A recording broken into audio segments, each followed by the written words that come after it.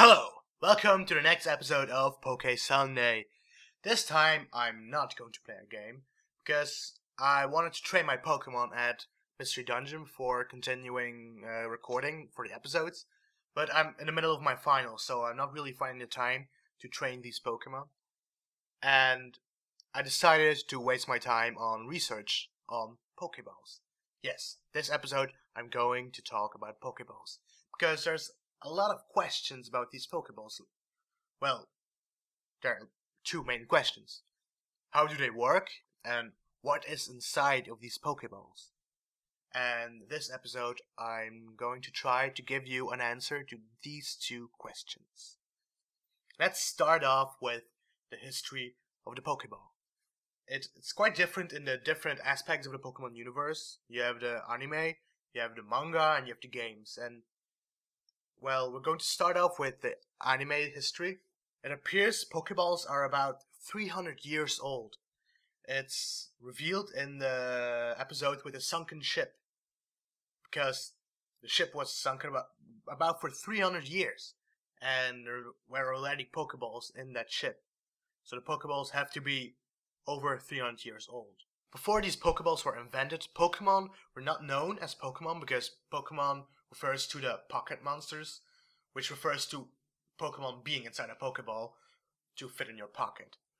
Before the Pokeballs, they were known as magical creatures.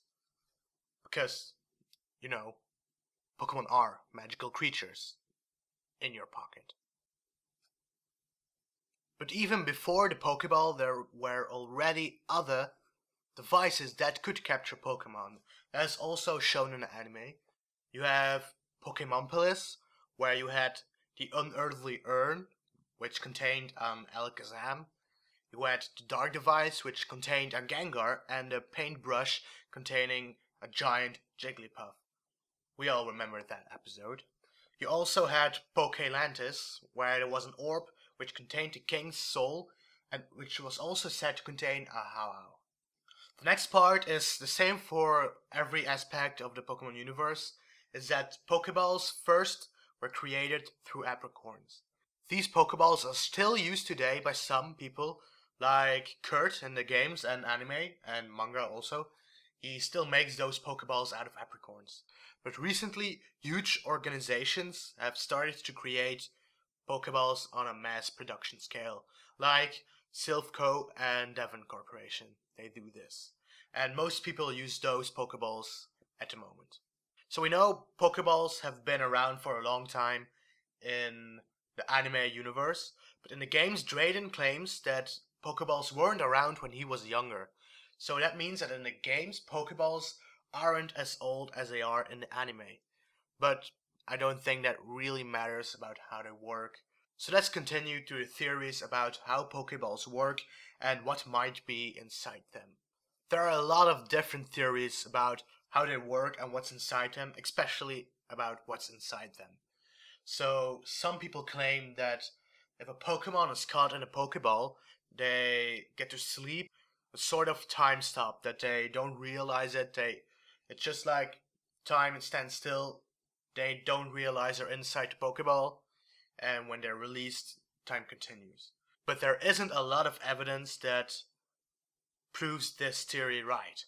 Another theory is that Pokemon, when they're caught, they are transformed into a sort of energy form. That would explain why they would turn into a red beam when they're called into a Pokeball. But still, there isn't a lot of evidence that shows this theory right. So now I'm going to talk about the two theories that are most common and most accepted. These theories revolve around the anime and the manga. First, I'm going to go to the anime theory. The theory about how a Pokemon works and what's inside of the Pokeball in the anime is the ideal environment theory. Some evidence says that Pokemon have special electric atoms, and when they're caught, through these atoms, they get digitalized, and when they go into the Pokeball, they live in a virtual reality world which is ideal to their environment. All Pokeballs have this perk, so every Pokemon lives in an ideal world. But you have different sorts of Pokeball. Like, the luxury ball is known for Pokemon to get more friendly with you, and, well, the name luxury ball implies that it's more luxurious. So the luxury ball got extra perks like toys or better lightning. That's why they are more luxurious than normal Pokeball. These Pokemon realize that they're in the Pokeball, but they don't really mind because they are in their ideal environment until they get called out again. But in the anime, sometimes another theory is shown, like when a Dragonite and a Psyduck are inside a Pokeball and they're just smaller to fit the Pokeball. But the reason why they've done that might be because it's easier to explain how a Pokeball works. Now for the manga. The manga Pokeballs work very differently from the ones in the anime. In the anime you have the ideal environment, while in the manga they work with a miniature Pokemon. So the Pokemon shrink so they can fit into their Pokeballs. And you can see it when you read the manga, because Pokeballs in the manga, the red part is see-through. So you can see through the Pokeball and you can see the Pokemon in the Pokeball. And the Pokemon can also see the trainer. So it's not like it's in a virtual reality world where it's living its own life. No, it can really see the trainer and the trainer can see the Pokeball and they can interact through the Pokeball. So the Pokemon is just smaller inside the Pokeball. How this Pokeball works is also explained in the manga. The Pokeball contains an invisible net which catches a Pokemon and pulls it inside the Pokeball. This is explained by both Kurt and Buxy. Buxy also explains that the net she's carrying is made of the same material as Pokeballs, so she can catch Pokemon easily with her net. So that is how Pokeballs work in both anime and manga. They're both different, and if you want to pick one theory that is most likely to be the real one, I should go with the manga version. You might wonder why I chose a manga instead of the anime. The anime theory is more lovable because a Pokemon feels more at home in that Pokeball. So why did I choose a manga? That's because Satoshi Tajiri, the inventor of Pokemon, stated that the Pokemon Adventures manga resembles the Pokemon world he had in his mind the best. So that's why, if there's a difference between the manga and the anime, I will always choose the manga side, because the inventor of Pokemon himself believes that that world resembles the real Pokemon world the best. On a side note, the Pokemon manga, or at least Adventures manga, was intended to be the anime, but because they saw that the games sold best with 10-year-old children around that age, they chose for a character who was 10 years old and never aged. Because still today, the Pokemon games still sell best with the 10-year-old children. Now, there's another special Pokeball I want to talk about, namely the GS Ball. Because in the anime, at first, it had a real importance. Ash had to carry it to Professor Elm, who would study it, and after that he had to go to Kurt so he could study it. It was a real major plot twist. But just randomly, the GS Ball disappears and is never mentioned again. Why is this? Well, the idea of the GS Ball was that it would contain a Celebi which would travel with Ash for a few episodes maybe, I don't know.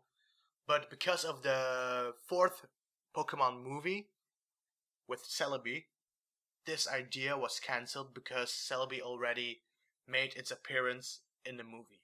This theory is enforced by the GS Ball from the games, which indeed contain the Celebi. There's another difference about Pokeballs in the anime and the manga. In the anime and games, you can only have 6 Pokemon with you.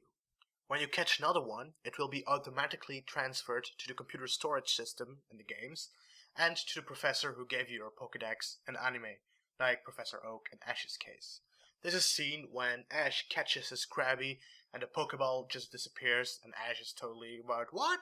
But in the other hand, in the manga, you can have more than 6 Pokemon with you. This is seen when Crystal can't send away her Pokemon to the professor when she adds Chikorita to her team. It is explained that most trainers experience that if you have more than 6 Pokemon, it gets too hard to take care of them equally. That's why most trainers only have 6 Pokemon with them max. Well, that was all I had to say about Pokeballs. I hope those 2 questions have been answered. Thanks for tuning in. Hope to see you all next time. Goodbye. Thanks for tuning in. Thanks for tuning in. We hope that you've enjoyed the show.